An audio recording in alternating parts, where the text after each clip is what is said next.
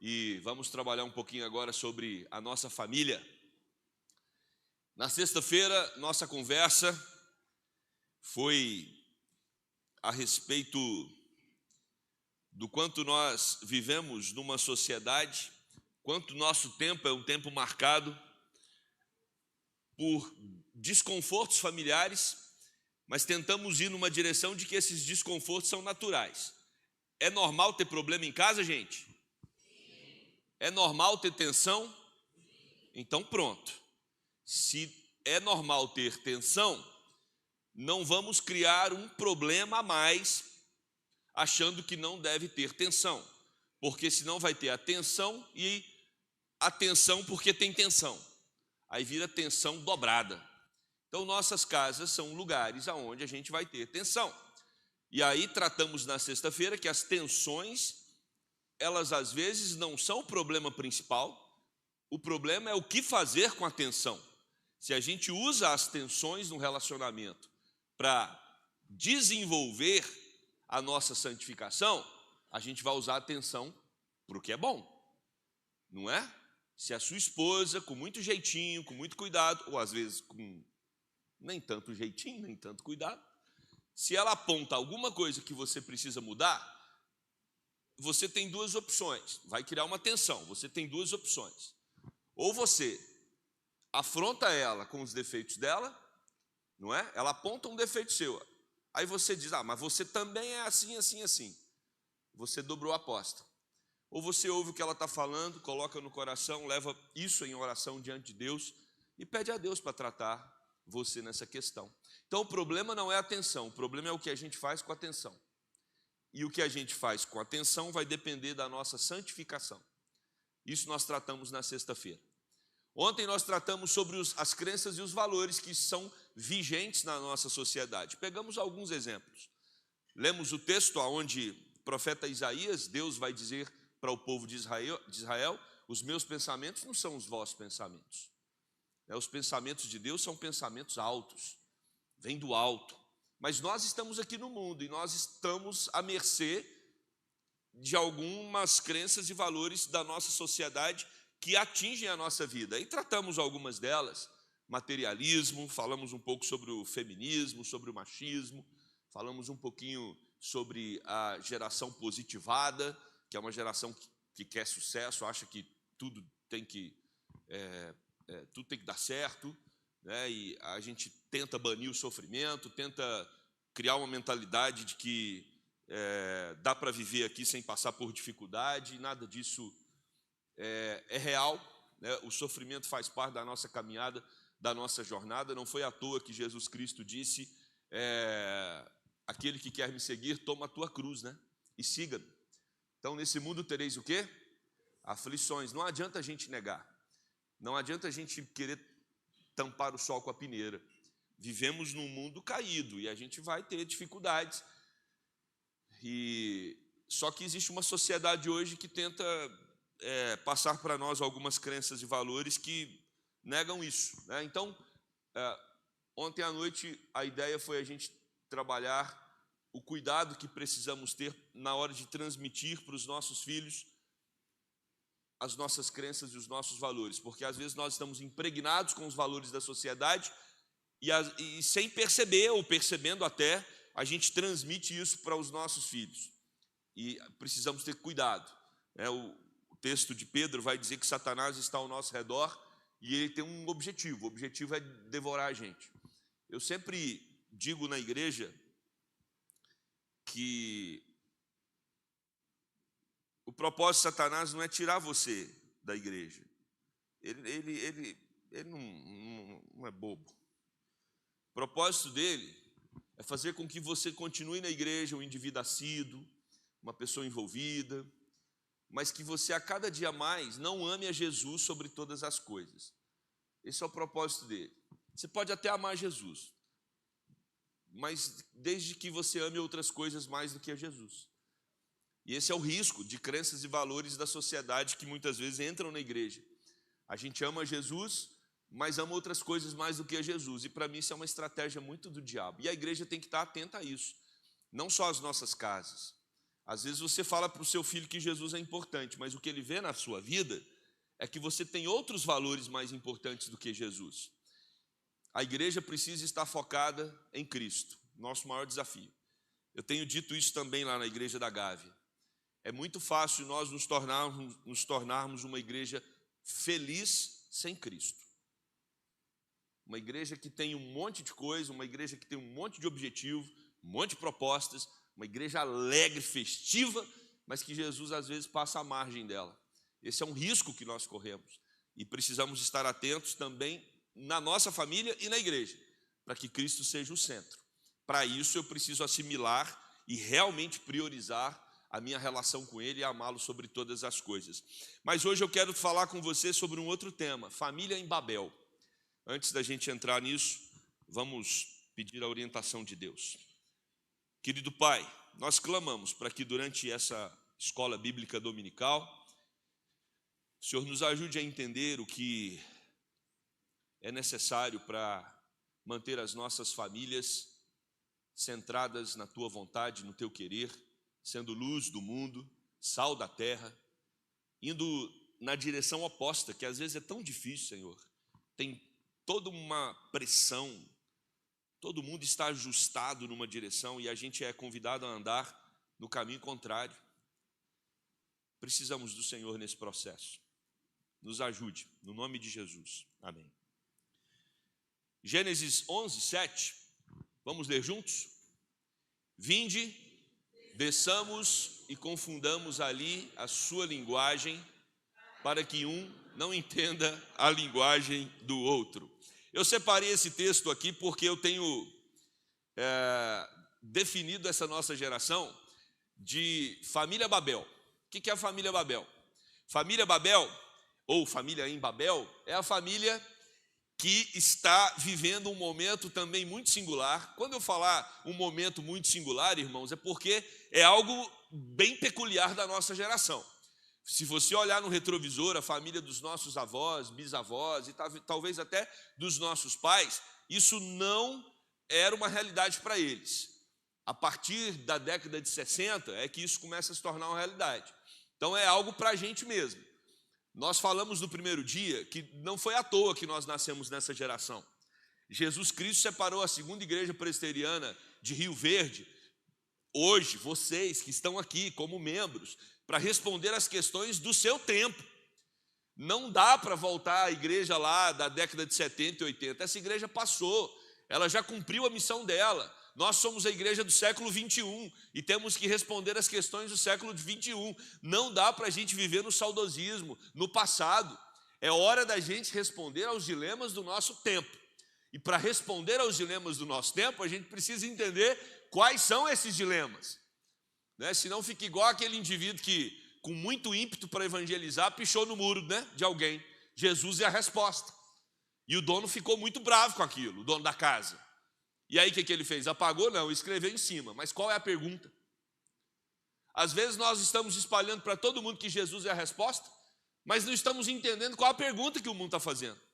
Então nosso desafio como igreja é entender como a sociedade está vivendo, quais os movimentos que estão sendo feitos, para que eu e você tenhamos condições de responder aos questionamentos e às angústias da nossa geração. E aí nós temos uma geração que eu defini como geração Babel, porque é uma geração que ela está vivendo como nunca na história, ela está vivendo uma multiplicidade de gerações dando um curto-circuito. O que aconteceu com a Revolução Tecnológica? A Revolução Tecnológica ela foi capaz de mexer na estrutura do processo de desenvolvimento social. E eu vou mostrar isso aqui para vocês, com alguns dados até. Você tinha, até a época dos nossos pais, eu estou colocando aí que os nossos pais tenham nascido na década de 40, 50, 60, até a época deles, e aí você pode pegar da época deles até Moisés. Da época dos nossos pais até Moisés, uma geração era definida por 40 anos. 40 anos era mudança geracional. Você muda de uma geração para outra a cada 40 anos. Então era assim que funcionava. Nós tínhamos então uma transição geracional a cada 4 décadas. Vem a Revolução Tecnológica. A Revolução Tecnológica bagunça todas as peças do quebra-cabeça. Porque com a revolução tecnológica, você tem uma aceleração, você tem uma agilidade das transições geracionais. E aí, hoje nós percebemos que uma geração, ela está durando em torno de 10 anos. 10 anos. Se você pega um jovem de 20 anos, coloque ele para conversar com uma criança de 10, é um abismo entre as duas pessoas. Eu acho que tem, até conversei com uma família ontem, tem aqui algumas famílias que têm filhos de 20, na casa dos 20, filhos ainda ali entre 8 e 9 anos. Não tem diálogo, é uma Babel, são línguas diferentes, é você colocar um alemão para falar com um indiano. Vai ficar um olhando para o outro e não tem assunto, são abismos geracionais. Tá? E aí a gente percebe que isso tem provocado uma quebra dialogal nas famílias, em vários âmbitos. Por exemplo, uma criança de 10 anos hoje não tem para onde correr. Eu sei que você está se esforçando para isso, mas ela vai ser altamente tecnológica. Como nunca na história também, hoje os netos é que estão ensinando os avós. Muita coisa, principalmente quando você vai para o ambiente da tecnologia. Ou seja, isso é uma inversão completa. Se você quer trazer... Aliás, falando em tecnologia, não sei quantos já acompanharam uma notícia muito curiosa. Na China, há algumas gerações que não estão suportando essa pressão da revolução tecnológica. A China criou cidades para quem não quer viver com tecnologia. Você pega aí o pessoal que tem um pouco mais de idade, pagar conta de energia é através da internet, pagar o telefone é através da internet, marcar uma consulta é através da internet. Essas pessoas estão ficando sufocadas com tanta internet. Então a China já criou algumas cidades sem tudo o que acontece nesse ambiente não é por meio da internet, mas é como acontecia na década de 50, 60, 70, você vai lá e resolve, né? E isso para aliviar para aqueles que não estão suportando. Mas a grande verdade é que essa transformação, e principalmente tecnológica, ela fez com que as gerações tivessem uma sobreposição. Então a gente vive uma Babel, aonde você tem, e a igreja é um recorte disso, aonde você tem 4, 5 gerações reunidas num lugar, mas a gente não consegue dialogar umas com as outras. Eu desafio você, aquela criançada que estava toda aqui na frente, eu sei que tem os pais e as mães desses meninos, mas quem não é pai e mãe, tenta conversar com essa criança mais de 5 minutos. Você que já é adulto, você vai ver a dificuldade, não vai ter assunto. Não é? Porque a gente não tem caminhos linguísticos, né? E nem ela tem caminhos linguísticos para conversar com a gente. Isso é muito complicado. Não sei o quanto você entende o tamanho da complicação, mas nós estamos nesse caldeirão. E aí eu separei 5 recortes que tem ali geracionais. Os baby boomers. Baby boomers são aqueles que viveram após a Segunda Guerra Mundial. Os que viveram após a Segunda Guerra Mundial. Nasceu em 45, meu pai era baby boomer, né, já faleceu, mas ele é um baby boomer, que ele nasceu em 45. E quem nasceu nessa época ali, de 45 a 64, faz parte de uma geração que foi tomada por um processo de reconstrução social, por causa das guerras, né, que aconteceram, principalmente atingindo a Europa, mas esse conceito se espalha por todo o mundo ocidental. As pessoas precisavam reconstruir, um momento assim de avançar, né, de prosperar. Ali também acontece o êxodo rural, as pessoas migram das fazendas, né? E até quem continua trabalhando na fazenda arruma uma casa na cidade, porque os meninos têm que estudar, né? Existe ali todo um processo de alavancar, né, num patamar mais elevado a educação e principalmente você ter uma qualidade de vida melhor. Então, mas é um povo muito sofrido. Meu pai, eu já compartilhei um pouquinho aqui na sexta-feira, meu pai saiu da fazenda, e migrou para a cidade, mas meu pai, ele é só um movimento muito natural dessa época.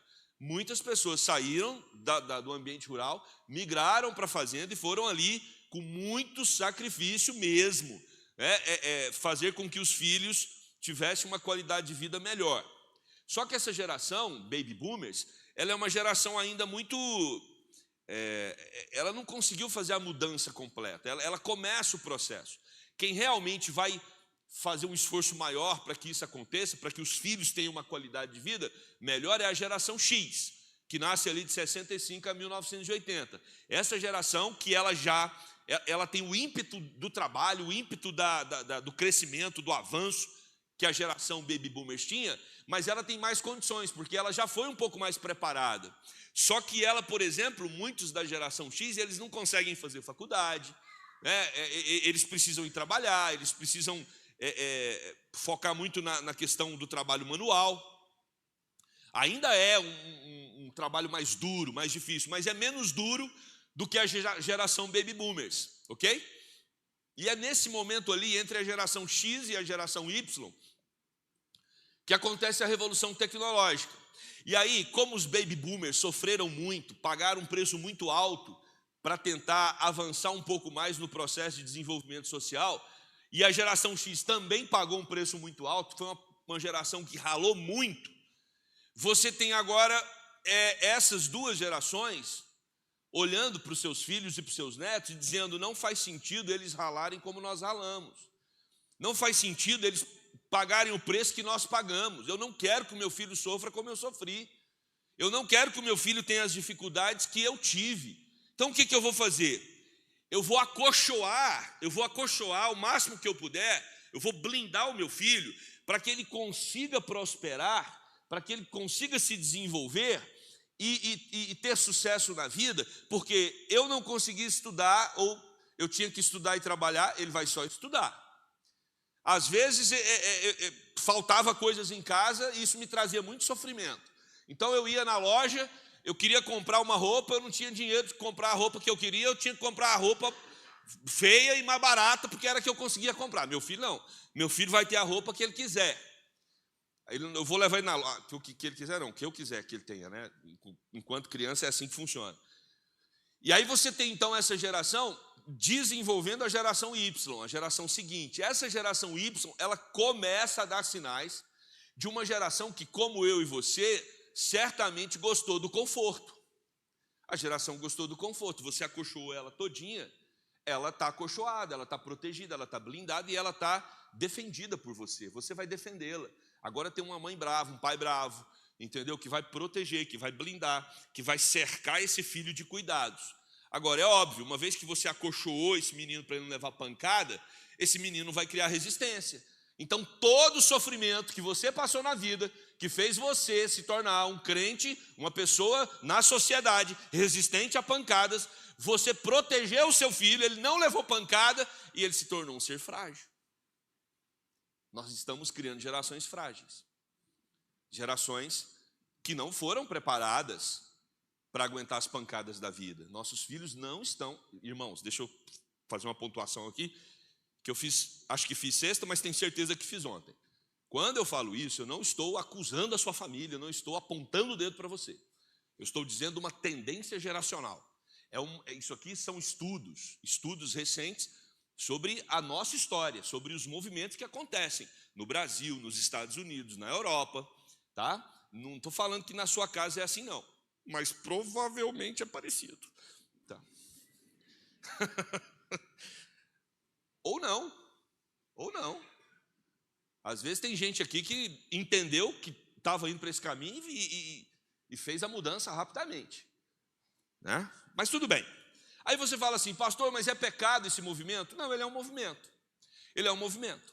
E aí você tem então a geração Y, que é uma geração que alguns vão chamar de mimimi. Não gosto desse termo, mas é uma geração que ela foi treinada para reivindicar os seus direitos e ela não está tão preocupada com seus deveres. Ela quer saber mais dos seus direitos do que dos seus deveres. Ela quer saber mais acerca do conforto do que do preço para atingir o conforto. Ela não tem noção, e não adianta você tentar explicar, eu sei que você já tentou, mas não adianta você tentar explicar o quanto você ralou para chegar onde chegou. Ela não quer saber da sua relação, até porque você não quis falar isso para ela. Você quis dar... Foi racional ou foi inconsciente o fato de você dizer: filho, você não vai ralar como eu ralei, você não vai sofrer como eu sofri. E aí ele realmente não ralou como você ralou, ele não sofreu como você sofreu. E agora não adianta você querer que ele tenha a maturidade que você tem e que ele rale como você ralou. É normal. Então nós criamos uma geração fofa, uma geração sem uma pressão menor. Não pressiona muito porque vai surtar, não vai aguentar, né? Já viu parafuso, né? Tem parafuso que é feito com material bom e resistente. Você pode apertar que ele não vai disparar. Mas tem parafuso, você apertou um pouquinho, espana. Essa geração apertou um pouquinho, espana. Apertou um pouquinho, espana. Não aguenta. Não aguenta. Tem pele fina. Não aguenta as pancadas. E aí vem a revolução tecnológica com isso. A revolução tecnológica, para o bem ou para o mal, talvez tenha um lado positivo aí, ela abre caminho para que essa geração mais fofa, e quando eu falo mais fofa, não é pejorativo não, é mais fofa mesmo, ela é mais sensível. A tecnologia, ela dá espaço para que essas pessoas consigam empregos, entendeu? Sem sair do quarto. Tem muita gente hoje na parte aí de tecnologia que trabalha e ganha talvez até mais do que os pais, mas sem calo, não tem calo na mão. É uma geração que ela é totalmente diferente. Tem muitos, e aí eu acho que a igreja entra nisso. Esse caos, ele é uma grande oportunidade. Se a igreja estiver atenta ao caos, assim como foi na Reforma Protestante. Vocês se lembram da Reforma Protestante? Que quando vem Lutero resolve traduzir a Bíblia para que o povo tivesse acesso à palavra de Deus. A Bíblia está traduzida, mas o povo era analfabeto. Se o povo é analfabeto, não adianta ter Bíblia traduzida. Então, qual foi a decisão dos reformadores? Vamos criar escolas para ensinar o povo a ler, para o povo ler a Bíblia. Só que o povo aprendeu a ler para ler a Bíblia, só que eles aprenderam a ler outras coisas também. E aí eles começaram a ter os melhores empregos da sociedade, porque eles sabiam ler, diferente do resto da sociedade, porque eeles aprenderam a ler a Bíblia. E ao ler a Bíblia, eles ocuparam as melhores posições. E aí vem até Karl Marx, que vai dizer, né, que é isso? Saiu um som aqui. Vem Karl Marx para falar sobre a questão do protestantismo e o capitalismo, porque os crentes se tornaram ricos numa época porque eles sabiam ler, e eles ficaram mais ricos do que a sociedade que não sabia ler. Deixa eu te fazer uma pergunta aqui. Quantas pessoas que vocês acham que domingo de manhã, a essa hora, está pensando sobre isso? Ninguém. Mas a igreja está. Sabe por que a igreja está? Porque a igreja está chamada, foi chamada e é chamada para sair na frente. É para sair na frente. Então tem muito cristão, muito crente adolescente, muito crente criança, muitos pais conscientes que estão treinando seus filhos para que eles leem, e os pais estão lendo essa situação, falando: rapaz, meu filho, se ele tem os princípios cristãos, um dos princípios é fazer tudo para a glória do Senhor, não é? Então vou ensinar o meu filho a estudar para a glória do Senhor. Um dos princípios cristãos é orar, não é? É confessar pecado, não é? Confessar pecado envolve reconhecimento de fraqueza. Seu filho, fraqueza, fragilidade, pecado. A igreja é o único lugar no mundo que provavelmente fala que você é um pecador. E a todo momento fica falando que você é um pecador. E a todo momento está falando para você confessar. Seu filho está crescendo com esses valores. Que ele é fraco, no sentido de, ele não é essa potência toda, ele é frágil, ele é um pecador, ele é disciplinado, ele vem na igreja, ele ouve histórias da Bíblia, ele ouve histórias, por exemplo, de José, que foi uma pessoa bem sucedida. Ele vai ouvir a história do rei Davi, ele vai ouvir a história de Salomão, ele vai ouvir a história de Jesus, ele vai ouvir um monte de história que vai mostrar para ele que ele tem outro sistema de crenças e valores. E aí quando ele vai estudar, e você o treina para isso, para estudar para a honra e glória do Senhor, ele não vai fazer para atender as demandas de uma sociedade, ele vai fazer porque os princípios dele são outros, os valores são outros. E aí o que você tem hoje acontecendo na sociedade? Isso é um fato: os crentes estão se destacando. Ou você acha que o presidente da UCP, o presidente da UPA, o presidente da mocidade, quando ele chega na faculdade, precisa apresentar um trabalho lá na faculdade, ele vai ter dificuldade? Não só ele, os meninos que cantam aqui, que vivem apresentando aqui na frente, essas crianças que vêm aqui, toda hora o pastor fica falando para um orar. Você acha que é uma criança orar? Olha que loucura isso, cara. Uma criança orar aqui na frente tem todo um movimento espiritual, não tem? Mas o dia que a professora falar para ela falar uma coisa na frente da sala de aula, ela vai ter dificuldade? Nenhuma. E a outra criança que não vem na igreja, que está no quarto o dia inteiro? Vai tremer nas bases. Então, nós temos ganhos como igreja que às vezes nós não percebemos. E esses ganhos são valorosos e a gente precisa estar atento e aproveitar essas brechas sociais.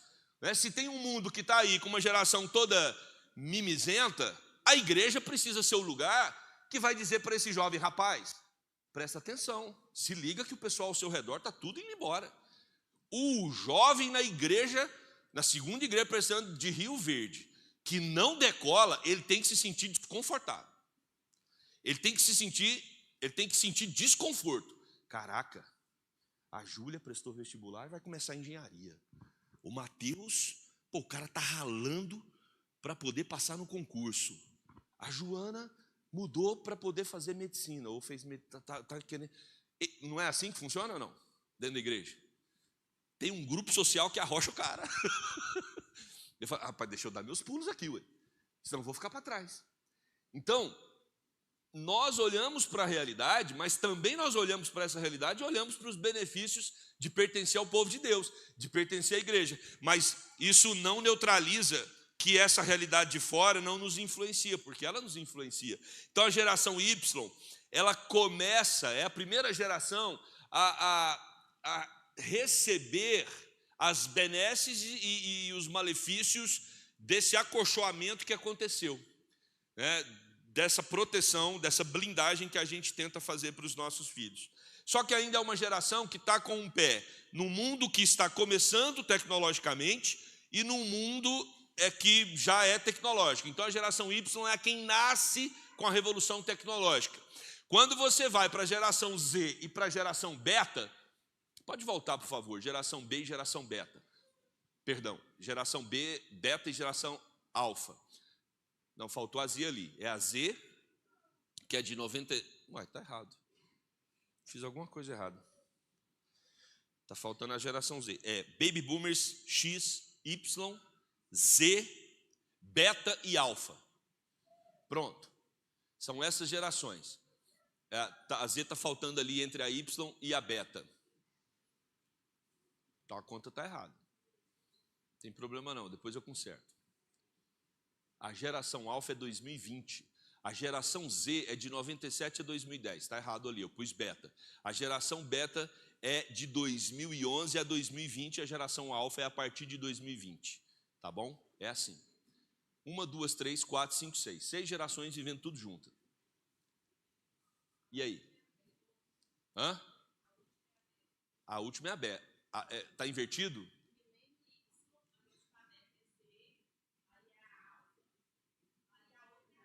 A beta é depois da alfa, é verdade. Você está certa. Quero pedir perdão. É isso. Depois vem a alfa. Não, vem a alfa e a beta. Pronto, entenderam? Não. Y, Z, alfa e beta. Eu inverti beta e alfa. É o contrário. A Z está faltando ali no meio, vem alfa e beta. Beleza? Milênio tá certo. Milênio lá, até o milênio tá certo. O problema é que eu confundi ali. Faltou a Z depois da Y, e aí vem a alfa e a beta. A ordem ali eu digitei errado. Mas tudo bem, corrigi a tempo. Graças a Deus, não enganei vocês. 6 gerações vivendo juntas. Tem gente aqui que nasceu de 45 a 64, e tem gente aqui que nasceu nos anos seguintes, e nós estamos todos reunidos na família no domingo para almoçar, e cada um com seu celular. Falar mais perto? É verdade, eu vou... Beleza. Alguma dúvida? Ficou alguma dúvida? Não. Vocês conseguem entender que antes eram 2 gerações se reunindo para almoçar no domingo, e agora são 6? Antes eram 2, porque o recorte era de 40 anos. Agora o recorte está diminuindo, foi para 20, agora está para 10. Eu lembro do Joãozinho, que foi conselheiro da UPA lá da minha igreja. Fantástico o Joãozinho, recém-casado, 22 anos.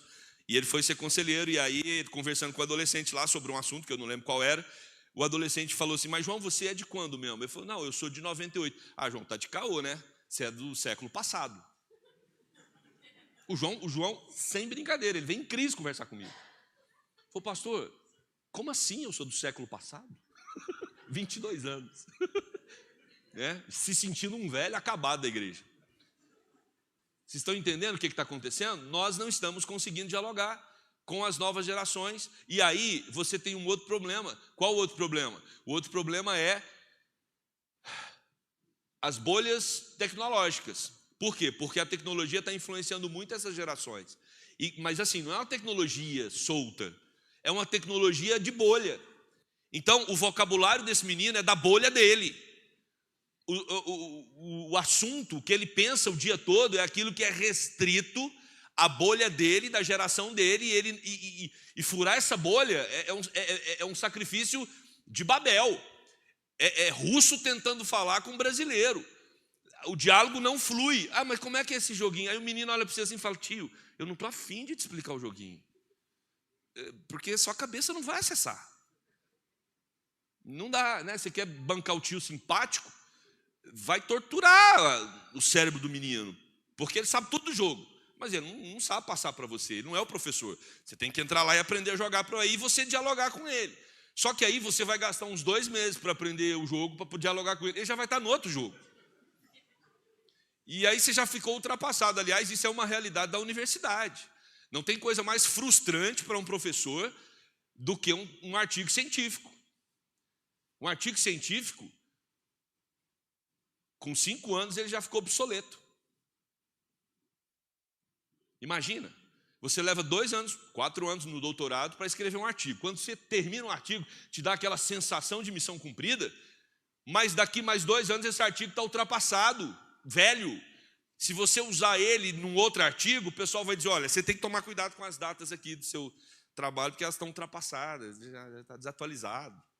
Então, assim, e aí, essa sensação de que eu estou ficando para trás, ela é muito mais intensa do que antes.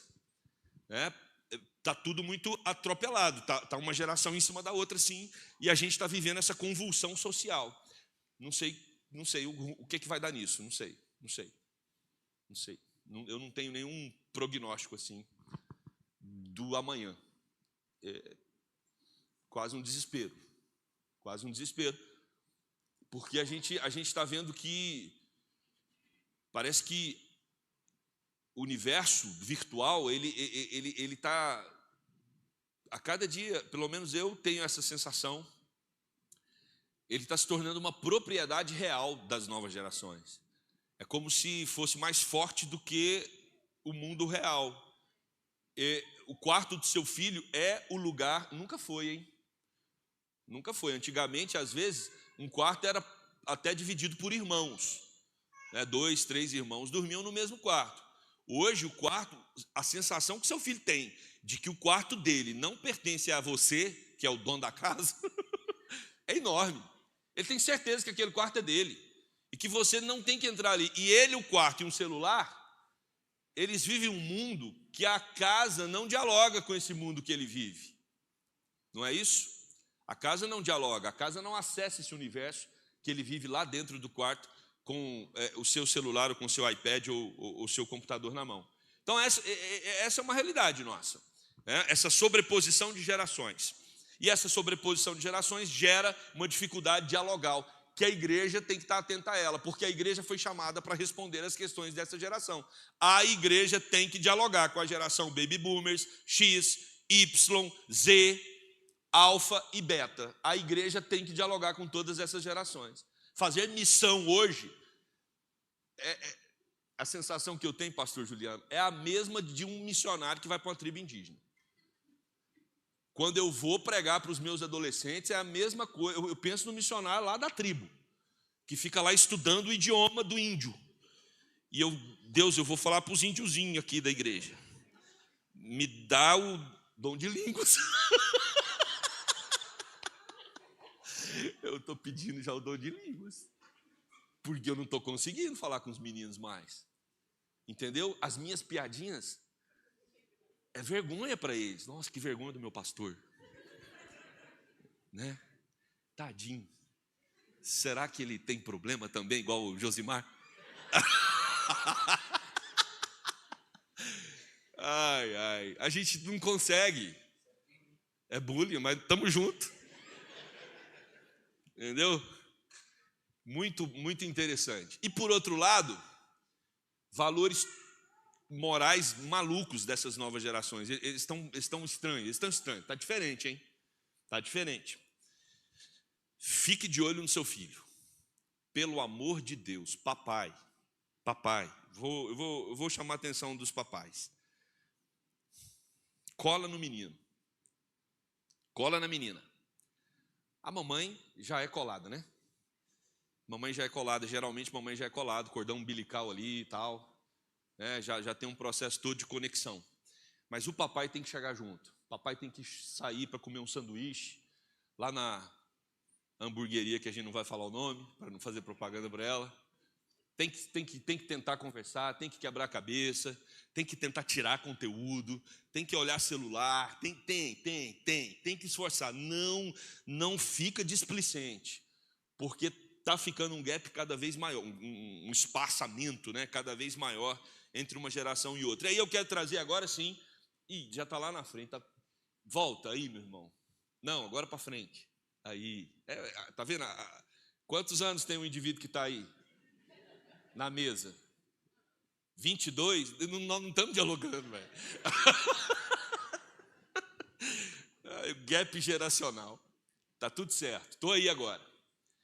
Essa mudança no quebra-cabeça, ela produz alguns elementos novos que têm assustado os pais. E não só os pais, mas a sociedade. Por exemplo, uma coisa que está assustando muito os pais: adultos emergentes. Esse foi o tema do meu estudo agora, na psicologia, no doutorado. Adultos emergentes. Essa é uma nova fase do processo de desenvolvimento.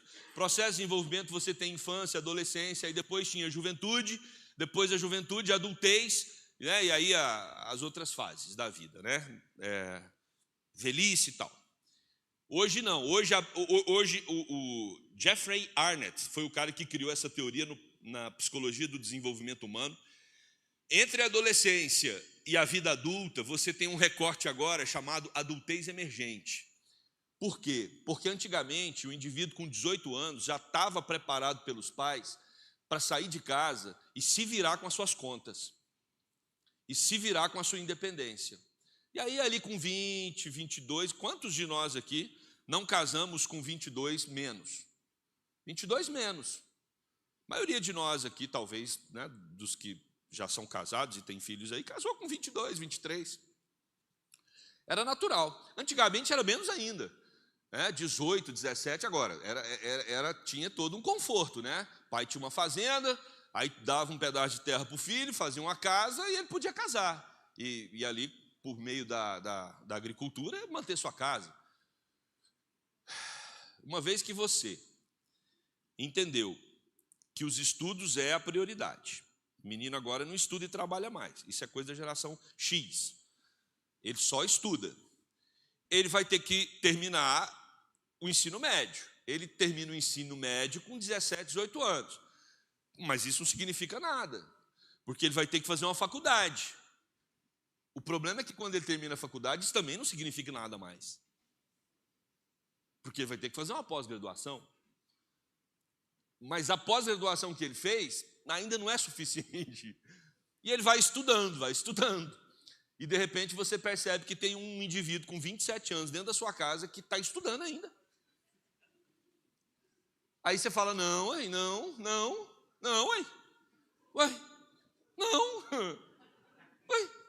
e eu vou sustentar até quando? Mas você não queria criar os bolsões de proteção, acolchoar a criança, para não sofrer, só estudar. Eu não estudei, ele vai estudar. Então agora vai estudar. Adultez emergente. Esses adultos emergentes, o que marca essa geração? Eles não conseguem pagar as contas, tudo bonitinho, tudo com roupa bonitinha, vai na academia regularmente, precisa só de uma mesadinha de uns R$500 por mês do papai e da chave do carro. A chave do carro mais uns R$500, ele não pensa, por causa da revolução sexual, Estou falando da sociedade, estou falando da igreja não. Por causa da revolução sexual, ele pode ter relacionamento sexual agora tranquilo, assim, não tem problema na sociedade, não é? Não precisa casar para ter relação sexual. Então não tem pressão de casar para ter relação sexual. Agora ele pode postergar esse casamento lá para frente. E aí o que você percebe é que eles não querem, eles não estão preparados para casar. Ter filho é um desespero. Está um negócio lá para os 40 anos. E eles não têm independência financeira. Essas são algumas marcas dos adultos emergentes. E eles estão lá na sua casa. E você olha e fala, gente, mas acho que ainda vai demorar. Porque você faz as contas do quanto você gasta para manter a casa. E do quanto você ganha. Aí você fala, bom, se eu ganho isso, e eu tenho que pagar esse tanto de conta, e ele até hoje não paga nenhuma conta, quando é que ele vai ganhar? Não vai dar. Não vai dar. Não vai dar. São os adultos emergentes. Está espalhado no mundo ocidental todo. No Brasil, como nos outros países em desenvolvimento, os adultos emergentes eles estão inseridos em classe média e alta. Tá? Geralmente a classe média baixa e classe baixa não tem isso não. Os caras têm que sair para a ralação. Aliás, coisas que aconteceram com a geração X continuam acontecendo com quem vem de classes inferiores sociais, né? Que tem menos recursos. As pessoas estão estudando, trabalhando, estão ralando, e você conhece muitas dessas e estão ascendendo socialmente. Mas quem já ascendeu socialmente, essa pessoa está tranquila. E aí, tenta imaginar a crise do seu filho com 27 anos.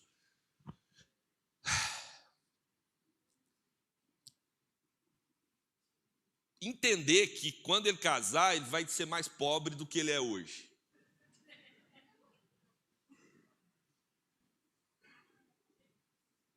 Convence ele de que ele vai ter que comer. Sabe aquele negócio que acontecia antigamente? Casar, morar no barracão do fundo da casa da avó, de morar junto com a sogra, que a gente era um sacrifício, a gente conta isso com orgulho. Ah, como eu ralei quando a gente foi casar, era muito amor para a gente casar naquelas circunstâncias tão adversas. Não, o seu filho, e filha, viu? Estou falando filho, mas as meninas entram em cheio nessa também. Eles acreditam que eles vão partir de onde eles estão. A gente vai partir daqui para cima. Não existe aqui não.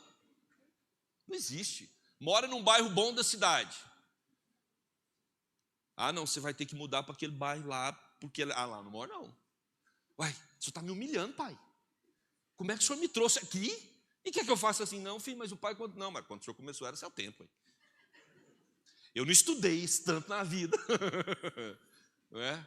E aí você tem o quê? Você tem um adulto emergente dentro de casa. A mãe, só um segredinho.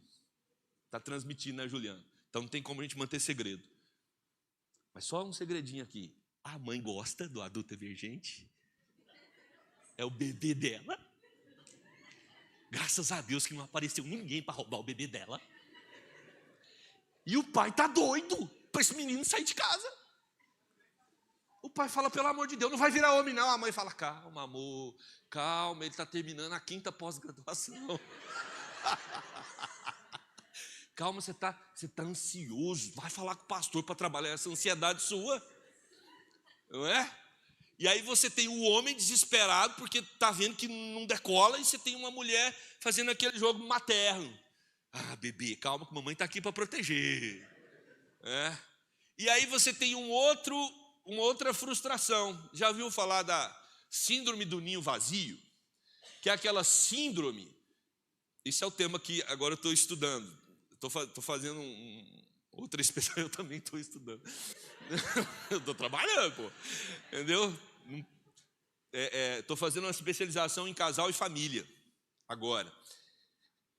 E eu vou estudar, e meu TCC lá, né, meu trabalho é sobre isso. É sobre a frustração do ninho vazio, né? Quando o casal assim, ele vai crescer, vai sair de casa, nós vamos voltar a ser um casalzinho, igual a gente era quando começou. Não chega. Não chega. Você fala, sai menino, que a gente quer viajar como casal, a gente quer... Não, tem que viajar como casal e ficar olhando as câmeras da casa para ver o que o menino está fazendo dentro de casa. Então nós hoje tem uma frustração, porque aquele sonho de completar um ciclo não termina. Não é verdade? Eu estou viajando, gente, na maionese aqui? Tô não, né? Mas também não estou expondo sua família não, né? Então, a gente... Ai, Deus, que a minha filha consiga decolar, Senhor, pelo amor de Deus. Protege. Aliás, as mulheres estão decolando mais que os homens, né? Falamos sobre isso ontem. E aí você vai ter um efeito, uma tensão dentro de casa, né? Aquele ser que está lá, que aí ele começa, como adulto, ele começa a achar que ele é sócio da casa,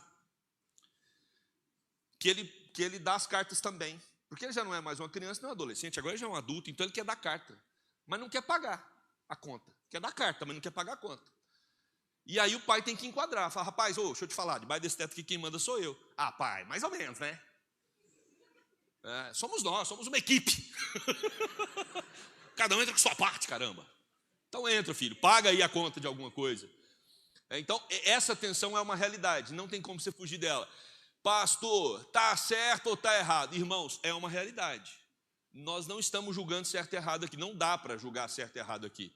É uma construção sociocultural do nosso tempo, é uma marca, é um carimbo, é um selo do nosso tempo, é uma realidade, é isso, né? Isso se impõe. Agora, só para aliviar um pouquinho, que é o segundo ponto, muita coisa mudou. Hoje você também teve um aumento da expectativa de vida. Então, o que acontecia? A gente tinha que decolar cedo, porque a gente morria cedo, não era?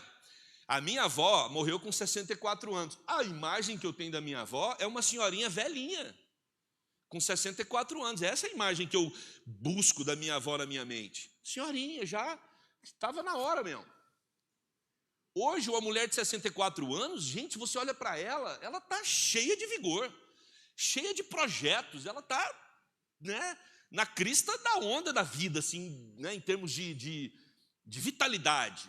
Porque ela sabe que ela vai morrer lá para os 88, 90. Né? Hoje, a figura do idoso, para hoje, um idoso, é depois dos 80, né? 88, 90, morreu com 90 anos. Ah, normal, né? 90. Não está assim já? Então, esse jovem, ele não se sente tão pressionado para ter que decolar rápido, porque ele ainda tem muito que viver. Diferente das nossas gerações anteriores, que tinha que decolar rápido porque a aterrissagem ia ser rápido também, né? Então, está mudando muita coisa. A gente tem que olhar para tudo isso e ter um pouco mais de paciência para esse processo de transição geracional. E por último, e que é um tema que eu tenho trabalhado muito na Igreja da Gávea, porque faz parte da membresia da igreja. Nós temos ali na Gávea um público com mais idade, que é grande. Como esse público está pagando um preço caro também? Por quê? Porque, olha que loucura. Que loucura. A menina adulta emergente fala, e o menino, tá bom, pai, então nós vamos casar. Irmãos, eu tenho sessão de aconselhamento com os pais de todos os adultos emergentes que vão casar. Todos. Eu chamo o pai lá no gabinete, ou saio para tomar um café, almoçar com ele, falo, pai, sua filha vai casar, seu filho vai casar, né? Vai. Você sabe que você vai ter que continuar ajudando financeiramente, né? Ah, não vou não. Ah, casou, acabou. Falei, pode espernear, pode rodar a baiana, você vai ter que ajudar. Seu filho não vai decolar sem um empurrãozinho do irmão. Mas, pastor, eu juntei dinheiro para ter uma velhice tranquila. Não, vai ser tranquila, mas ele vai precisar de ajuda. Vai precisar de ajuda. Então, assim, quem está, né, o pai dos meninos que veio aqui na frente, já compra o apartamento e começa a pagar. Entendeu? Quando falar, vou casar, filho, o apartamento é seu. Né? E os pais já estão até se conformando. Ah, vai ser seu mesmo. Né? Só antecipa, tá igual o filho pródigo, só antecipa a herança. Aí o que acontece? Olha que maluquice, Josimar Bianchi. Você que está com 60 anos, 65, 55 a 65. Seu pai ou sua mãe, ou os dois, estão vivos ainda. Então, caiu no seu colo. Você tem que cuidar. E aí, 3, 4 irmãos, sempre tem aqueles que encostam no outro. Aleluia. Sempre tem aqueles que acham que a outra, que sempre foi a preferida, se vira agora. não é? Aí você tem que cuidar dos seus pais, que são difíceis. São difíceis. Porque se tem uma coisa que um indivíduo de 80 anos não admite, é que ele não pode mais viver sozinho. Mas você está falando que eu não sou incapaz? Não, pai, não é que é incapaz, mas se eu levar um tropeção, mãe, levar um tropeção aqui dentro de casa sozinho, ninguém vai ficar sabendo. Pô, não, eu consigo fazer minha comida. Aí tem que cuidar desse pai e dessa mãe. Mas você ainda tem um adulto emergente em casa. Mas você tem aquele filho ou filha que casou e está começando profissionalmente, ficou grávido. Mãe, vou precisar de sua ajuda para cuidar do Joãozinho. O que ajuda, filha? Não dá para eu deixar ele de manhã? Que loucura, cara. Eu chamo isso de adultos sanduíches. Tem que pensar no pai, tem que pensar no filho adulto emergente, tem que pensar no neto. Essa geração vai sucumbir. Ela achou, por quê? 55, 65 ou 55, 70 é a idade da aposentadoria, não é? Ah, vou aposentar, aí eu vou pescar. Vai pescar, mas vai levar o netinho. Que loucura, cara. Aí você tem que cuidar. O que acontece? De repente, você olha para sua casa, a sua casa está com todas aquelas gerações dentro. E aí você tem que dialogar com a sua mãe e seu pai. Você tem que dialogar com seu filho adulto emergente que não decola. E você tem que dialogar com a sua filha que casou, já foi um grande passo, seu filho. Mas agora você tem que ser babado do neto. Colapso. Quem pensou que ia chegar numa fase da vida e ter vida tranquila, está trabalhando como nunca trabalhou na vida. Não é isso? Eu cansei de falar, imagina você que está no negócio. Essa é a nossa realidade. Por isso que eu chamo família Babel. Babel porque você tem que saber 4 idiomas. Poliglota. Você tem que saber dialogar com todo mundo. Não, mas tem detalhes. Tem detalhes aí que eu não posso deixar passar. Sua filha quer que você cuide do neto. Mas do jeito dela, não é do seu jeito não. Não é do seu jeito não. Ô mãe. Pô mãe, a senhora deu doce? Ô mãe, a senhora deu bolo antes do almoço? Sou vó. Pô mãe, vai estragar. Aí a filha acha que é patroa e a mãe é babá. E nem entrei na doula. Chegou doula aqui? Doula, para quem não sabe, as mulheres grávidas agora, menina engravidou, tem um pouquinho de dinheiro, vou contratar uma doula. Gente, se tiver doula na igreja, eu não tenho problema nenhum com você.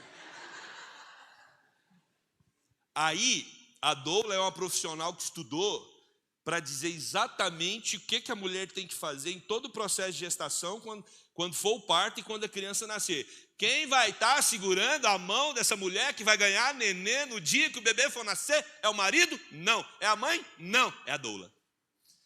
Aí a mãe e a sogra ficam loucas. Filha, eu criei você e seus 8 irmãos fazendo assim. Mãe, não é assim, tá errado. A doula falou que... Ah, Jeová, tem misericórdia dessa geração. É a doula. A doula, profissional que diz como a coisa tem que ser. Não tem problema nenhum com a doula. Eu só queria que a doula, no secreto, reunisse com a mãe, a avó da criança que vai nascer, a mãe da moça que vai dar à luz. Tenta dar umas alinhadas para a tensão ser menor, porque está gerando uma tensão enorme. Uma tensão enorme. E assim, eu falei da doula, mas tem uns vídeos do YouTube.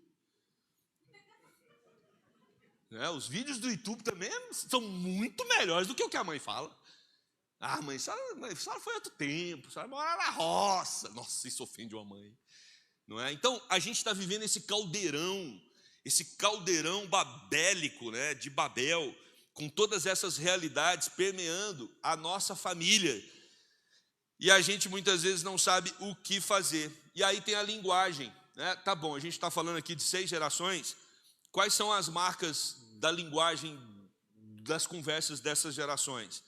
Vamos pontuar cada uma aqui para a gente caminhar para o final. Primeira, uma linguagem superficial. Se eu pergunto para você no WhatsApp, e aí, tudo bem? O que você responde para mim?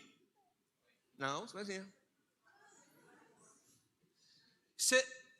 E quando você suspeita que está sendo irônico?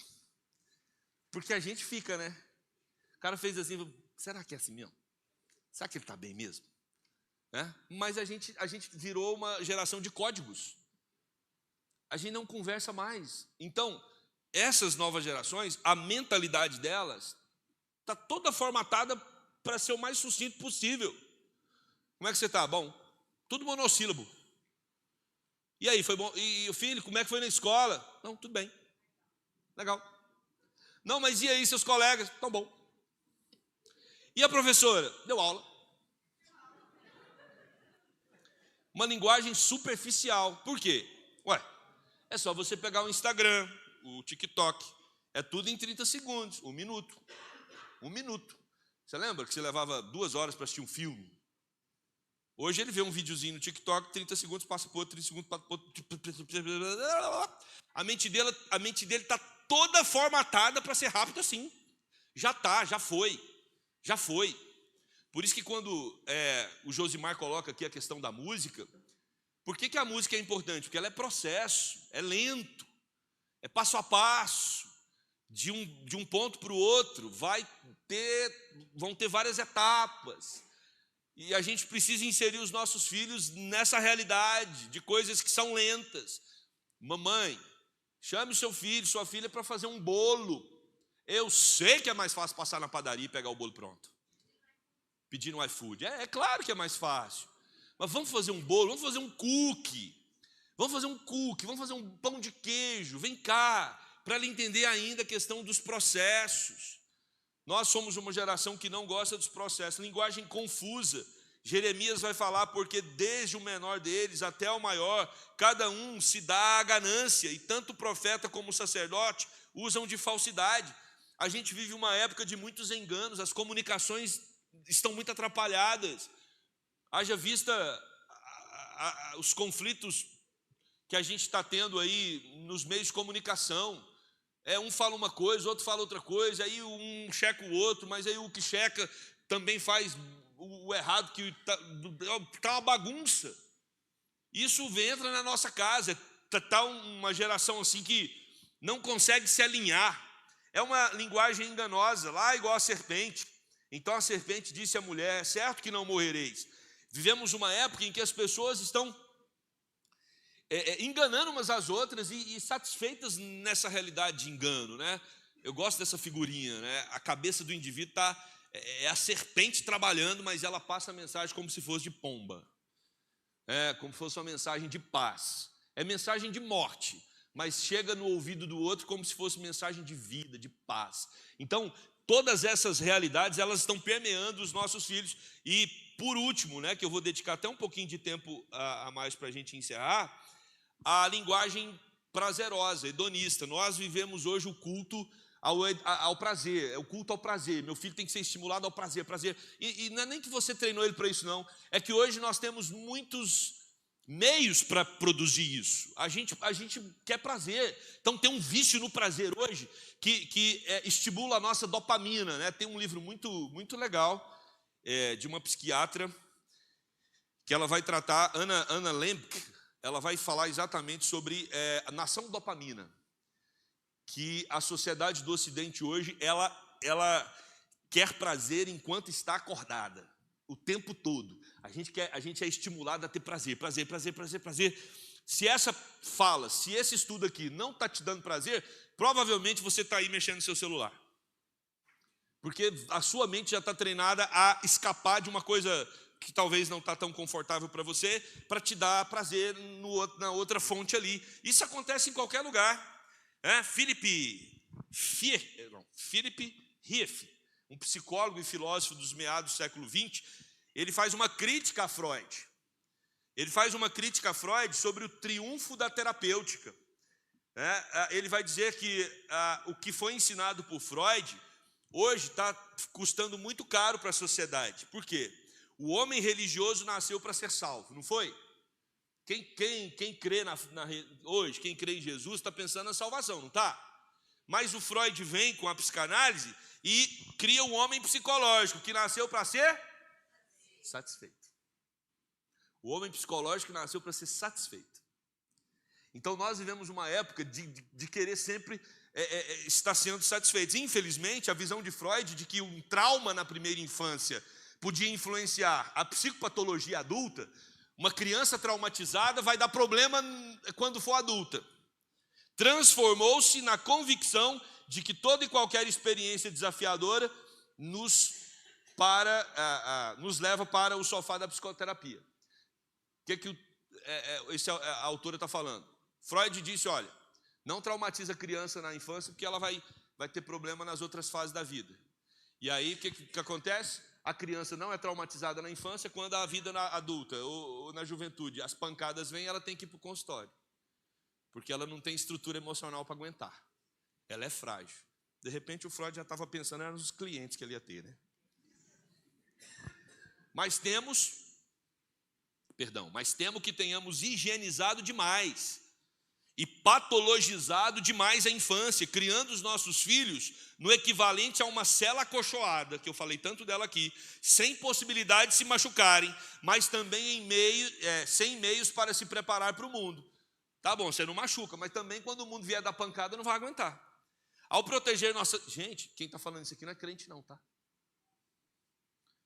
Essa conclusão aqui não é dentro da igreja não, é a sociedade que já está chegando à conclusão de que deu errado. São as pedras clamando. Ao proteger nossas crianças da adversidade, será que fizemos com que morressem de medo durante o dia todo? Ao reforçar a autoestima delas com elogios falsos, sem ensinar as consequências do mundo mal, será que não as tornamos menos tolerantes, mais cheias de direitos e ignorantes dos próprios defeitos de caráter? Ao ceder a cada desejo delas, será que não estaremos incentivando uma nova era de hedonismo? O paradoxo é que o hedonismo, que é o culto ao prazer, a busca pelo prazer por si só, leva à anedonia, a incapacidade de desfrutar de qualquer prazer. Presta atenção na conta. Quando seu filho é estimulado a ter prazer, satisfação, ele vicia nisso. Só que as doses precisam aumentar. Por isso que droga está em alta. Você acha que a maconha não satisfaz? Satisfaz. É um estimulante a satisfação, é prazer. Não só a maconha, como a cocaína, como qualquer outra coisa. Só que as doses precisam aumentar. Porque o organismo acostuma. E não é só isso, é qualquer coisa. Qualquer coisa. E aí você se torna um viciado no prazer. E vai chegar um momento na sua vida que nenhum prazer vai te satisfazer. Aí você vai entrar em colapso e depressão. Porque você vê que não tem mais para onde você correr. Se tornou um escravo do prazer, levou esse prazer à potência máxima, e agora você se tornou um escravo dele. Pacientes descrevem que chega a um ponto que a droga deixa de fazer efeito. O Brasil possui o terceiro pior índice de saúde mental do mundo, conforme dados do relatório global anual do estado mental do mundo de 2022. Nós somos um país doente, porque nós vivemos numa sociedade que está buscando vorazmente o prazer, a satisfação, a alegria o tempo todo, o dia todo. E as doses precisam aumentar, vão aumentando, isso em várias áreas da vida, nos jogos. Pega as crianças e os adolescentes aí, o quanto muitos estão mergulhados nos jogos. Ou às vezes é nas próprias drogas, ou às vezes é na própria alimentação, ou seja, são muitas fontes que despertam esse disparo da dopamina. Para concluir, diante de tantas coisas, o que vamos fazer? Qual a solução, minha gente? Duas propostas eu faço. Primeira delas, se a Torre de Babel veio para confundir, a descida do Espírito veio para unir. Uma igreja só vai sobreviver a esse tempo se ela for cheia do Espírito Santo de Deus. Sua casa só vai sobreviver a esse tempo se ela for uma casa cheia da presença de Deus. Atos 2:8. E como os ouvimos falar, cada um em nossa própria língua materna. A descida do Espírito Santo em Atos é o contrário do que aconteceu em Babel. Se em Babel as pessoas não conseguiam dialogar, agora, pelo poder do Espírito Santo, nós temos uma só língua. A língua do amor. O amor que vem de Deus e que é manifesto em Cristo Jesus. Essa é a crença e valor que precisamos transmitir aos nossos filhos, mas como falamos ontem, não só verbalmente, como também através da nossa atitude e dos nossos exemplos. Precisamos nos encher da palavra de Deus. Homens e mulheres de oração, piedosos, tementes, que os filhos vão olhar e vão dizer: eu quero ter uma vida com Deus como meu pai e minha mãe. Esse é o primeiro ponto. Se olhamos para a sociedade e percebemos uma balbúrdia, uma complexidade que a gente não consegue ver a solução para ela, e nem eles estão conseguindo ver, nós olhamos para dentro da igreja e a gente responde: nós temos a solução. E a solução está no mesmo que trouxe solução para todas as gerações anteriores. É Ele o Salvador, é Ele a esperança. Segundo lugar, definir o seu idioma. Qual é o seu idioma? Qual é o idioma da sua casa? Quem vai ditar a linguagem da sua casa? É o mundo ou é o próprio Deus? Tiago 3,12 vai dizer: meus irmãos, pode uma figueira produzir azeitonas ou a videira figos? Da mesma forma, uma fonte de água salgada não pode produzir água doce. Que a sua casa, que de alguma forma vai ser atingida por tudo isso que nós estamos falando, porque estamos mergulhados nessa realidade, mas que o Evangelho sobressaia tudo isso. Que a linguagem da fé, que traspassa gerações, consiga unir a sua casa. E que o Espírito Santo de Deus faça com que haja unidade entre geração baby boomers, geração X, Y, Z, alfa e beta. Só Cristo, só o Evangelho, só o Espírito é capaz de tornar gerações tão diferentes como sendo uma só em Cristo Jesus. Amém? Amém. Nosso tempo está estourado. Se alguém tiver alguma pergunta, pode me procurar no final. Gostou, reverendo, da saída? Deus abençoe a todos. Josimar.